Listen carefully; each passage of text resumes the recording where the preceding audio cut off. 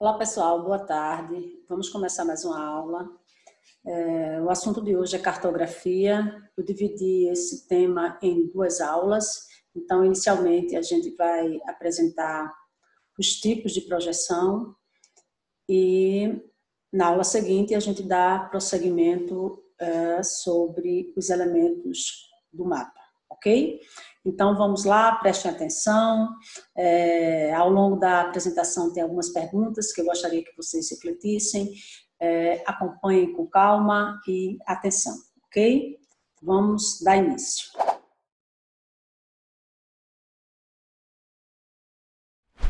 Cartografia é definida como arte ou ciência de levantamento, construção, edição de mapas e cartas de qualquer natureza. Arte ou ciência, por quê? Ciência, a gente já sabe, né, quando o estudo é feito de forma metódica, né, com métodos próprios para realizar o estudo de determinado aspecto da área. A cartografia também é definida como uma arte, porque, como vocês estão vendo aqui atrás, ó, eu tenho um mapa. Se eu não dissesse para vocês que era um mapa, dá a impressão de ser uma obra de arte, de ser um quadro, né? Então, os mapas têm elementos tão detalhados, né? Tem tanto detalhe minucioso, criterioso, que dá a impressão realmente de ser uma obra de arte, não é isso? Então, por isso, os mapas também são definidos, né? A cartografia, a ciência que elabora os mapas, também é definida como arte. Para começar, eu coloquei aqui uma tirinha, né, de Snoopy. Nessa tirinha disse o seguinte: o personagem diz, você pode ler o mapa? Snoopy responde, lógico. Então, já que você está indo visitar seu irmão em Needles, você vai precisar de um mapa. Legal, eu sou muito bom na leitura de mapas. Eu só não sei o que significa todos esses quadrados, pontos, linhas, cores, números e nomes. E vocês? Vocês sabem o que significa tudo isso? O que é que representa isso aqui no mapa? No mapa, isso representa a legenda, não é isso?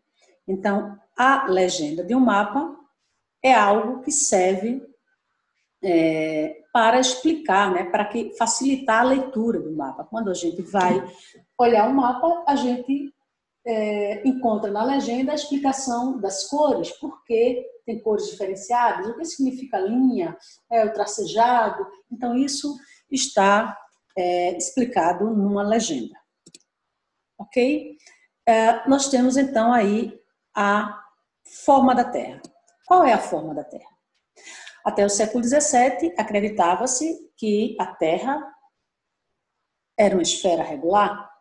Hoje, todos nós já sabemos, né, já é senso comum, que a Terra é classificada fisicamente como um geóide.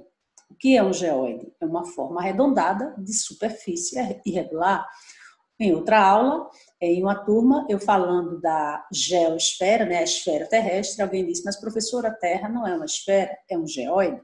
Então, já é senso comum a gente saber que a Terra tem essa imagem, né? Fisicamente ela tem essa imagem, a imagem de um geóide, né? E o geóide está drenado, então é uma superfície esférica, porém, arredondada, aliás, porém irregular. Para representar o geóide é complicado justamente porque ele tem essas características físicas extremamente complexas. Então, para resolver esse problema, os cartógrafos são os profissionais da cartografia, quem elaboram os mapas. Os cartógrafos procuraram uma figura matematicamente definida e que tivesse mais semelhança com o geóide. E essa figura encontrada é o elipsoide de revolução, que, na verdade, é uma esfera achatada nos polos, como a gente define a Terra, né? Como é que a gente define a Terra? Aqui está o globo, né? Uma esfera achatada nos polos e abaulada no Equador. Então, isso é o elipsoide. O elipsoide, então, possibilita realizar cálculos tais como as coordenadas geográficas, né? As distâncias, os ângulos, as áreas, então fica mais fácil para cartografar, para representar em um mapa. Então, para fins didáticos e de cálculos sobre a esfera terrestre, usa-se a imagem, a figura do elipsoide. Nessa imagem aqui abaixo, nós temos a representação de três figuras distintas. Em verde, a cor verde, nós temos a superfície terrestre, né, cheia de irregularidades, né, que corresponde ao relevo. Em vermelho, nós temos o geóide, a forma realmente que a Terra assume. E o azul é o elipsoide, é a figura que mais se aproxima do geóide e que é usada, então, para fins de cálculos. Ok? Os cartógrafos e nós todos, quando falamos da Terra, a gente está usando a figura do elipsoide. Então, qual é a grande questão do cartógrafo, né? Primeiro, sendo a Terra essa esfera achatada nos polos, qual é a melhor representação dela? Que figura representa melhor a Terra? É claro que é o globo terrestre, né? Então, o globo terrestre é a figura que mais se assemelha, né? Que é a melhor representação da Terra. Por que a melhor representação? Porque assume a forma esférica, tal qual a Terra. E a grande questão, a grande problemática dos cartógrafos é como representar uma figura tridimensional em uma figura bidimensional, em um plano. Como colocar uma esfera, a esfera terrestre, como espacializar, cartografar, transformar no mapa, que é um plano, que é uma figura bidimensional. Então, essa é a grande tarefa dos cartógrafos. Será uma tarefa fácil? Se a gente fosse fazer isso, seria fácil a gente transformar uma esfera num plano perfeito? O plano é o mapa, né? O mapa é a representação plana.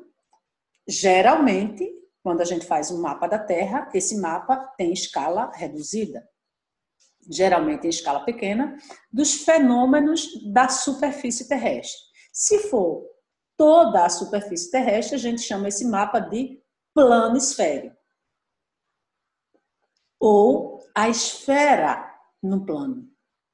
Também podemos chamar de mapa mundi, né? Todo mundo está contido no mapa. Também podemos representar parte, continentes, uma área definida, ou um ambiente qualquer, né? Um ambiente específico de um estudo, de um detalhe, de uma observação, como uma bacia, uma área de proteção ambiental, entre outros fenômenos. Então, utilizando a cartografia, a arte de cartografar, de colocar no mapa, no plano, a parte da Terra, qualquer fenômeno que ocorra sobre a superfície pode ser representado espacialmente, pode ser cartografado. Ao colocar no mapa, ao cartografar, a gente facilita a compreensão daquele tema. Por exemplo, eu coloquei aqui duas representações dos casos de Covid-19 em Pernambuco. Na primeira representação cartográfica, nós temos aí a representação da rodovia BR-232, é uma rodovia que liga a capital do estado de Pernambuco, no leste, e vai adentrando o território do estado para oeste. Então, liga leste a oeste do território do estado de Pernambuco. E aí mostra o avanço do Covid ao longo da BR, dos municípios que estão dispostos ao longo da BR-232. No outro mapa, nós temos aí a representação da cidade do Recife e os casos espalhados ao longo das regiões político-administrativas e dos bairros da cidade do Recife. Então, a gente está aí, nesse caso, visualizando a informação de um caso de saúde, né, de um fenômeno relacionado à saúde, e é distribuído no espaço. Então, o mapa, ele ajuda a compreender esse tema, quando espacializa a informação, quando cartografa a informação. Como é que se faz o mapa? Quais são as etapas? De maneira bem simples, né? Bem rápida, eu coloquei aqui as 4 principais etapas, ou 3, né? Principais etapas, para confecção, elaboração de um mapa. Quais sejam? Inicialmente, você tem que ter uma fotografia aérea, que pode ser através da aerofotogrametria, né? A fotografia aérea, de aviões, né, especializados, né, os órgãos responsáveis por isso. Por exemplo, no Brasil, quem é responsável pela cartografia do espaço brasileiro são 2 órgãos, de maneira com mais ênfase, com mais detalhe, com mais oficialidade, que é o IBGE e o Exército. O Exército tem as divisões de levantamento, né, que exatamente, levantamento de quê? Levantamento do espaço nacional. Então, esses 2 órgãos realizam o mapeamento da superfície do território brasileiro.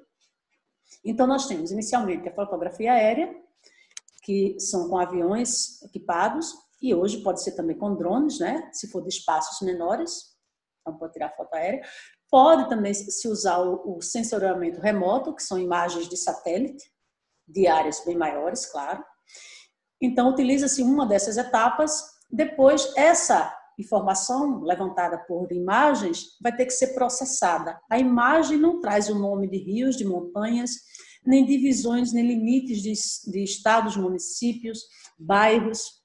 Uma foto aérea não traz isso. Então, essas imagens vão ser tratadas, vão passar pelo processamento, o geoprocessamento, Sistema de Informações Geográficas, e o órgão responsável, então, elabora um mapa. Por exemplo, aqui nós temos um tratamento de uma imagem de satélite, já passada pelo processo de geoprocessamento, né, pela etapa do geoprocessamento. Aqui é de Olinda, uma imagem de satélite de Olinda, com o tratamento, né, dividindo aí os bairros, as áreas, né, os traçados. Então, esse é um tratamento do geoprocessamento. Não é um mapa ainda, é uma imagem de satélite passada pelo geoprocessamento. Depois de transformar isso no mapa, alguém vai ter que ir ao campo justamente para levantar os detalhes, verificar a precisão, identificar os nomes das feições de relevo, dos marcos, dos rios, os limites. Então, é necessário o trabalho do campo. Dessa forma, o mapa é confeccionado. Para saber se um mapa tem qualidade, né? Um mapa é de boa qualidade quando ele consegue realizar com menor quantidade de erros possível, né? E fazer essa correspondência entre o mapa e a realidade representada. Se essas informações, né, você vai a campo e verifica que está correto, então o mapa tem uma boa qualidade. Aqui nós temos uma imagem de satélite. Claro que a imagem de satélite não tem as divisões, né, de áreas, de municípios. Então, para transformar isso em um mapa, alguém vai ter que processar, ok? Então, são as etapas básicas para a elaboração do mapa. Porém, para ser criado um mapa, né, o que é um mapa? É transformar, né, o mapa da Terra é transformar a esfera terrestre tridimensional em algo bidimensional, em um plano. Eu tenho que estabelecer essa relação funcional entre a esfera e o plano. É preciso criar técnicas, né? Métodos, para que isso saia da melhor forma possível. E aí coloquei aqui uma charge. Nessa charge nós temos a modelo, né? A Terra, a esfera terrestre é a modelo. E imaginemos que esse seja o melhor artista do mundo. E ele está, claro, fazendo o retrato, né? Desenhando a sua modelo. E vejam que no chão tem inúmeros rascunhos. O profissional já está cansado, né? Está bastante irritado. A modelo também está bastante cansada. E o que se observa aí? Que não se alcança a perfeição. Não tem como alcançar a perfeição, transformar uma esfera no plano sem ter erro. Para tentar reduzir esses erros, né, e para tentar realizar essa tarefa da forma melhor forma possível, foram criadas as projeções cartográficas. São fórmulas matemáticas, né? É um conjunto de fórmulas que vai transformar inicialmente, né? Eu vou pegar a esfera terrestre e transformar, levar todas as linhas imaginárias, as coordenadas, meridianos e paralelos, eu vou tirar da Terra e jogar no plano. Primeira tarefa do cartógrafo. E a partir disso, eu vou desenhar, eu vou projetar a Terra no meu plano. Por isso que são as projeções cartográficas. A utilização das projeções consegue reduzir erros, né? As deformações, mas nunca eliminar. Portanto, todo e qualquer mapa da Terra tem erro, tem deformação. Porque é impossível a gente transformar uma esfera em um plano sem haver deformações, quaisquer que sejam as técnicas utilizadas. Então eu vou cortar, vamos tirar a capa da Terra e colar no plano. Imaginemos essa brincadeira, essa tarefa. Qualquer que seja a forma, a gente vai ter erro, ok?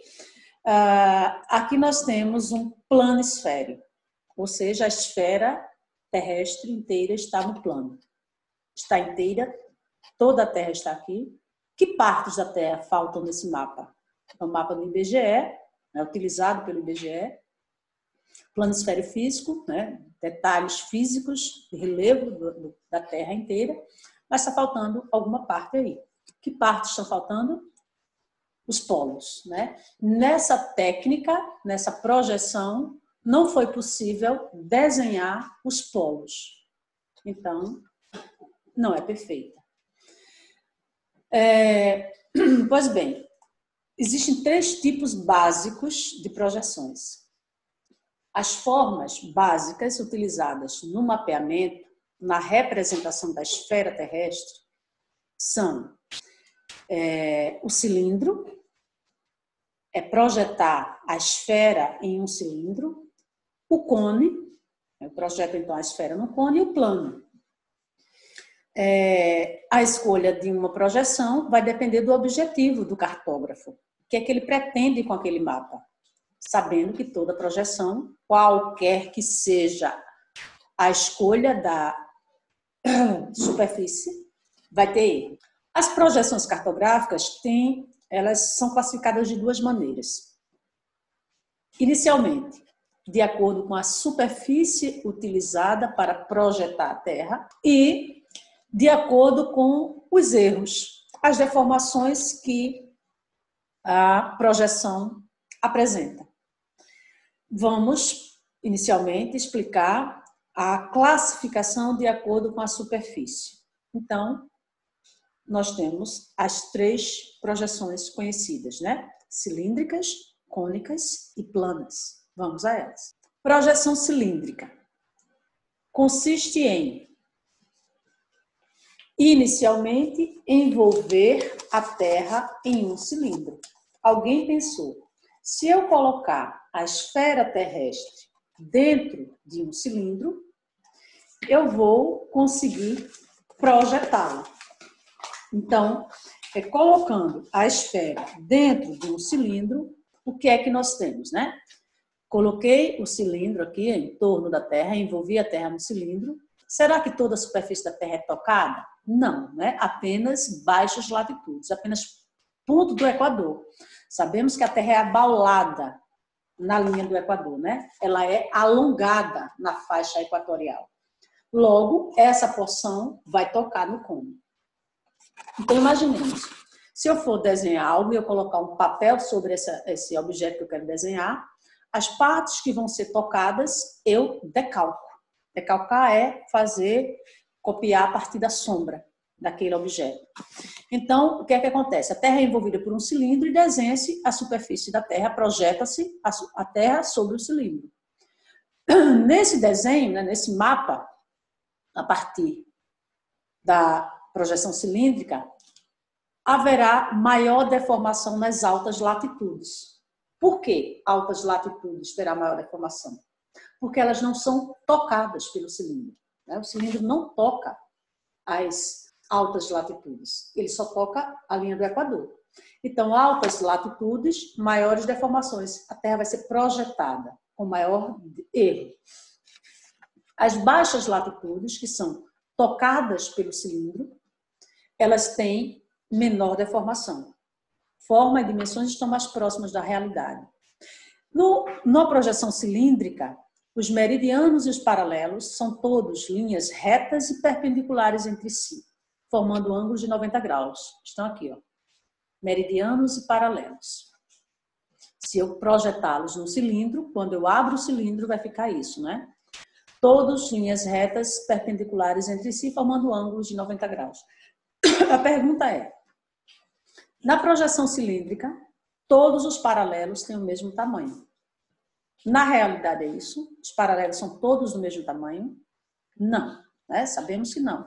O Equador é o maior paralelo e, a partir do Equador, os paralelos vão diminuindo o tamanho, para norte e para sul, não é isso? Então, na projeção cilíndrica, olha o primeiro erro já, né? Os paralelos são todos do mesmo tamanho. Os meridianos também são todos do mesmo tamanho, e isso na realidade é verdade, né? Todos são do mesmo tamanho. Então, veja, os paralelos vão se distanciando à medida que aumenta as latitudes. Olha o erro também, né? Baixas latitudes, que são tocadas pelo cilindro, as distâncias são iguais, mas parecidas com a realidade. Aumentando a latitude, aumenta a distância entre cada paralelo. As projeções cilíndricas mais conhecidas são a de Mercator e a de Petris. Essas duas vocês vão ter que saber diferenciar. O grande objetivo da aula é diferenciar a projeção de Petris e de Mercator. É um dos principais pontos dessa aula, ok? Então vamos falar muito de Petris e Mercator. Vantagens e desvantagens, as maiores desvantagens de uma projeção cilíndrica. Meridianos, as vantagens. Meridianos e paralelos são linhas retas, então isso facilita a identificação dos pontos cardeais, né? Dos pontos em linhas retas. Os ângulos dos mapas são idênticos aos da Terra. Paralelos e meridianos formam ângulos de 90 graus. Porém, deforma demais as altas latitudes. Por que deforma muito as altas latitudes? Porque elas não são tocadas pelo cilindro. E, dessa forma, é impossível representar os polos. Não dá para representar os polos numa projeção cilíndrica. Essa imagem aqui representa o erro, né? Ou a intensidade dos erros, da deformação numa projeção cilíndrica. Na linha equatorial, as deformações são menores, são mais reduzidas. À medida que aumenta a latitude, aumenta a intensidade do erro, da deformação. Aqui, nessa imagem, à direita, são as formas de colocar o cilindro sobre a esfera terrestre. A forma normal, que é colocar a Terra em pé dentro do cilindro, transversal e oblíqua, né? Colocando de 3 maneiras diferentes. E aí eu destaquei aqui, ó. Acho que vocês já ouviram falar de coordenadas geográficas UTM. O que é isso? Universal, transversa de Mercator. É a projeção, são as coordenadas na projeção do Mercator. Ele utilizou essa posição, colocando o cilindro, imaginariamente, claro, né? De forma transversal na esfera terrestre. E é a projeção mais conhecida e utilizada no mundo até hoje. Aqui nós temos as duas, a representação das duas projeções, né, dos 2 mapas mundi, de Mercator e de Petris. Analisem e vejam diferenças gritantes, bem destacadas nesses 2. Vamos lá falar delas. A projeção de Mercator foi criada exatamente em 1569, século XVI, portanto, período que o mundo vivia, né, as grandes navegações, a Europa dominando o mundo, expandindo seu domínio sobre o mundo. Portanto, o mapa de Mercator, que foi elaborado para as grandes navegações, reflete uma ideologia eurocentrista. Dizem os cartógrafos que o mapa reflete a ideia de quem o elabora.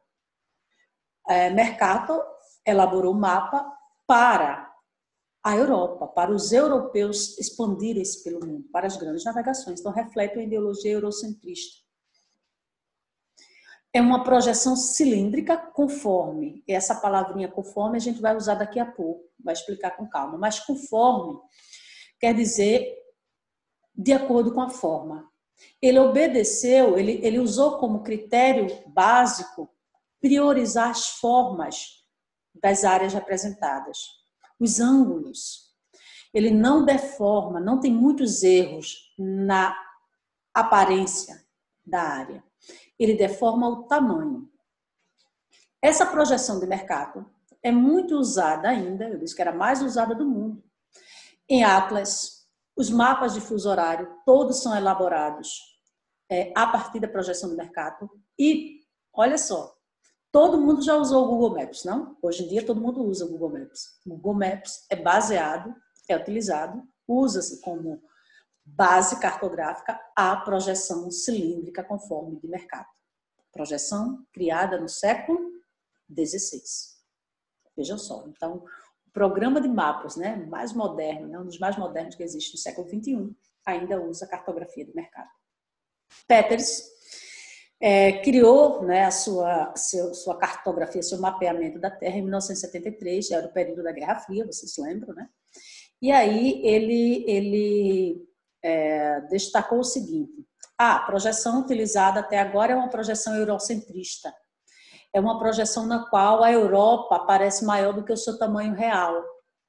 Não prioriza as áreas. Logo, os países subdesenvolvidos, eles estão reduzidos em seu tamanho, porque dá a impressão que a Europa é o grande destaque, né, em relação aos países subdesenvolvidos. Por isso que a projeção de Peters é chamada de uma projeção com uma ideia que representa uma ideia terceiro-mundista ou do subdesenvolvimento, dos países subdesenvolvidos. É uma projeção geopolítica dos países subdesenvolvidos. Qual é a diferença? Ele usou uma projeção cilíndrica também, equivalente. Ele quis priorizar, Peters quis priorizar o tamanho, as áreas. O erro maior está na forma. Ele diz que é equivalente porque o desenho, a área equivale à realidade, não à forma. Então, distâncias e formas não são relegadas ao segundo plano. A ênfase está no tamanho, ok? Então, por exemplo, o que a gente viu aqui de chamando a atenção da gente? Primeiro, sabemos que as duas são cilíndricas. Logo, primeira pergunta é: onde está a maior deformação? Altas latitudes, ok? Altas latitudes, os desenhos estão bem errados. Pergunta para vocês: Brasil é bem desenhado no mapa de projeção cilíndrica? Sim ou não? Sim, né? Brasil está na linha do Equador, então é bem desenhado. Vamos lá, projeção de mercado. Olha a Groenlândia, o tamanho da Groenlândia. Alta latitude, quanto maior a latitude, mais erro. Olha o tamanho da África e América do Sul. Mercado não prioriza área, prioriza forma, feição. A forma é essa, mas o tamanho não. Olha a Europa, o tamanho da Europa. Projeção de Peters, ele prioriza o quê? Tamanho, área, não feição, não forma. Então, olha a Groenlândia, olha a África na projeção de Peters. Gritantes diferença, né? Vamos lá. Segundo tipo de projeção é a projeção cônica. O que é que significa isso? Envolve-se a Terra, a esfera terrestre, em um cone. Coloca-se a Terra dentro de um cone. Ao colocar a Terra dentro de um cone, esse cone vai tocar em alguma superfície. E aí eu desenho, né, e as demais eu projeto. Projeção cônica, a superfície terrestre é projetada sobre um cone, tangente ao elipsoide, né, a Terra, que é longitudinalmente cortado e planificado. Nesse caso, quando abre-se o mapa, ele tem essa aparência aqui, ó. Essa é a aparência de um mapa mundi na projeção cônica. Que partes vão tocar? Apenas essa aqui, ó. Médias, altas latitudes. Não representa os polos também. A região baixa, as baixas latitudes não são tocadas pelo cone. E aqui estão as distorções, né? A região tocada pelo cone tem baixa distorção, tem menor erro. Quanto mais se afasta da área que toca, né, a esfera terrestre, aumenta então os erros. Os meridianos, como é que ficam meridianos e paralelos? Essa imagem aqui, ó, representa bem. Meridianos, eles convergem todos para o polo como se fossem setas, todos convergindo para o mesmo ponto. Os paralelos é como se fossem arcos, né? Arcos concêntricos, de distâncias iguais. Então, setas e arcos. A projeção é cônica normal, né? Sobre o cone sobre a Terra, transversal e oblíqua. Os 3 modos de usar a superfície. Terceira projeção, considerando a superfície adotada, que é que eu vou usar para fazer o mapa, é a projeção plana. Simplesmente pego um plano, no qual vai ser meu mapa, e coloco sobre a Terra. Eu toco em algum lugar da Terra, qualquer que seja ele, né? Qualquer ponto eu posso tocar. Então, a projeção azimutal é isso, também chamada de plana ou polar. Esse plano vai tangenciar, né? Vai tocar na Terra, e a partir desse ponto eu vou ter as deformações se espalhando. Então, as áreas próximas ao ponto de tangência têm pequenas deformações, enquanto vão aumentando as deformações à medida que se distancia desse ponto de tangência. São muito usadas para quê? Qual a função de um mapa usando essa projeção? Principalmente para destacar uma área. Imagine que eu queira destacar uma empresa, vamos dizer a Petrobras, né? Uma multinacional brasileira. Onde está a sede da Petrobras? No Brasil. Quero destacar o Brasil, então, a sede da Petrobras. Pego o meu plano e colo sobre o Brasil. A partir desse ponto, eu desenho o mundo. Qual é a área bem desenhada?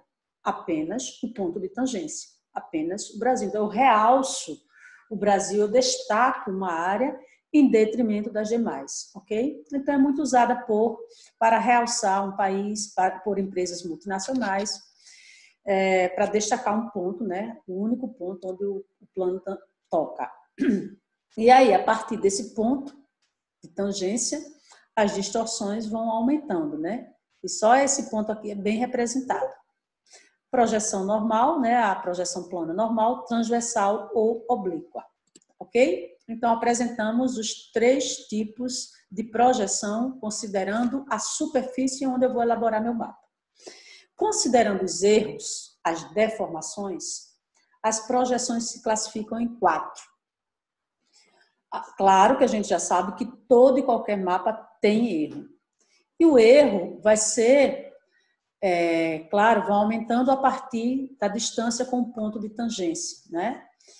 E, ao elaborar o mapa, o cartógrafo vai escolher o que é que ele quer priorizar, né? O que é que ele quer reduzir o erro. Bom, então, dessa forma, as projeções podem ser conformes, também chamada de isogonal, equivalente, também chamada de isométrica, ou equidistante, ou afilátricas, também chamada de arbitrárias ou especiais. Conforme, isogonal, iso de igual, né? Ângulos iguais. Conforme, a forma está parecida com a realidade. Eu priorizo a forma, ângulo. Equivalente, então o resto vai estar errado, certo? O que tem menos erro é a forma. Equivalente, prioriza a área. A área equivale à realidade, isométrica. As medidas são iguais ao da Terra. Equidistantes, distâncias iguais. Apenas as distâncias estão corretas, o resto está errado. Esse daqui é o mapa mundi de Mercator. Projeção cilíndrica conforme. Mercator faz o quê? Prioriza a forma, né? Também chamada de isogonal. Ângulo. Paralelos e meridianos se cruzam, né? São retos e se cruzam em ângulos de 90 graus. Ele distorce a área. Ele prioriza apenas a forma. A projeção equivalente ou isométrica valoriza, prioriza o tamanho, a área. Então, a área do mapa está semelhante à realidade. A forma, não. E aí, quem usou isso? Peters, projeção cilíndrica equivalente. Tamanhos equivalem à realidade. Forma, não. Olha a forma aqui do Brasil, essa região aqui, onde fica a ilha de Marajó, né? Olha o golfão aqui, adentrando o território. E essa forma não é assim, né? Mas o tamanho do Brasil é esse, ok? Portanto, projeção equivalente ou isométrica. E aí uma comparação entre os dois grandes cartógrafos, com as projeções de acordo com a superfície idêntica, né? São projeções cilíndricas, mas um prioriza a forma, e aí no contorno preto é a de Mercator, prioriza a forma, olha a Groenlândia, e o verde é a de Peters, que prioriza área, tamanho, olha o tamanho da África, olha o tamanho da Europa, olha a Groenlândia em Peters, olha a Groenlândia em Mercator. Então, a comparação dos dois. Terceiro tipo de projeção, considerando os erros, considerando a deformação, são as equidistantes. Elas servem apenas para medir distâncias. A prioridade dela é conseguir medir uma distância em linha reta, apenas em uma direção, como se fosse ao longo de um meridiano. Então, se eu medir no mapa a distância, no mapa, na projeção equidistante, a distância ao longo de um meridiano vai estar correta com a realidade. O resto está errado. Forma, tamanho, distância em outra direção está errada. Só prioriza isso. Essa é uma projeção plana equidistante, né? Então, essas distâncias em linhas retas estão de acordo com a realidade. Mas para que serve um mapa assim? É pouco usado, né? Porque a gente não vai querer um mapa que só sirva para uma coisa. Medir distância numa única direção em linha reta. Mas é usada para rotas, né? Para rotas aéreas, marítimas, né? Que seguem uma só direção. Então, eu posso usar um mapa desse para estabelecer as distâncias. Então, serve-se para isso, tá?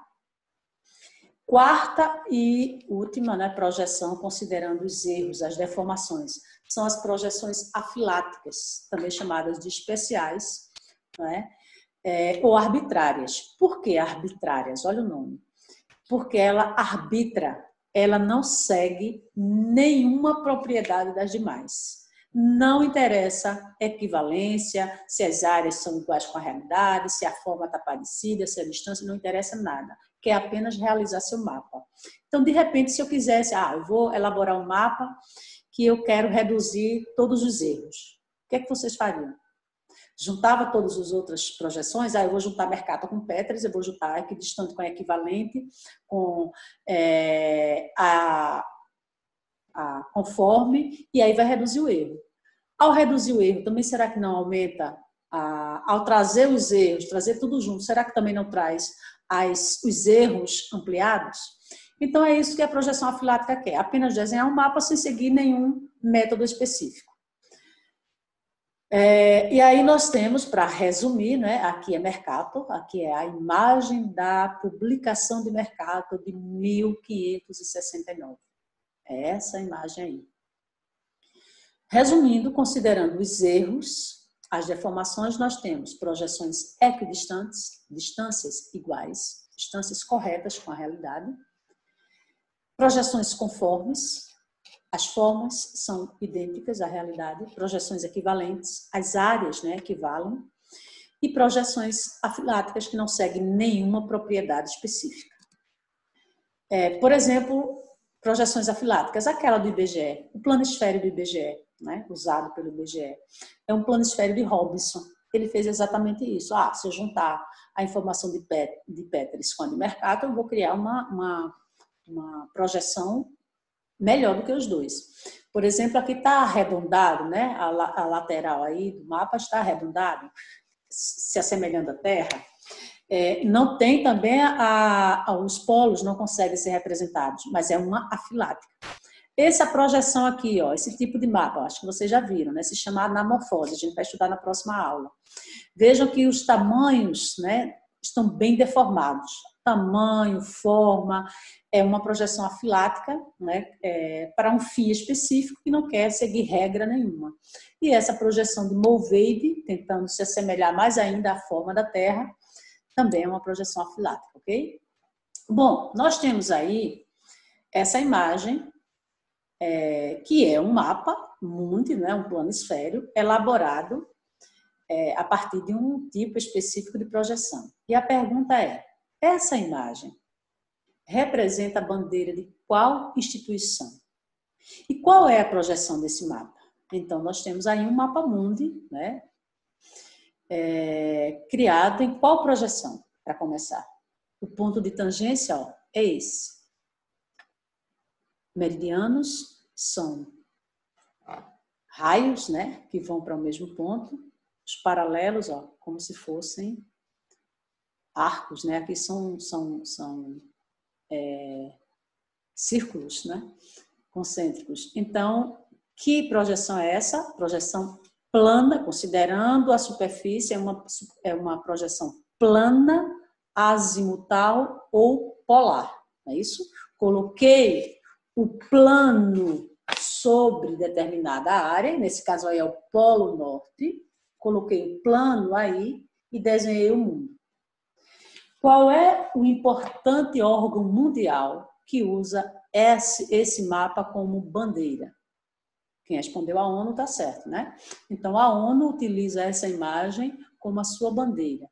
Por que a ONU quer escolher usar esse mapa como sua bandeira? O que é que ela quer dizer? Qual é a mensagem? Né? O mapa não representa uma ideia?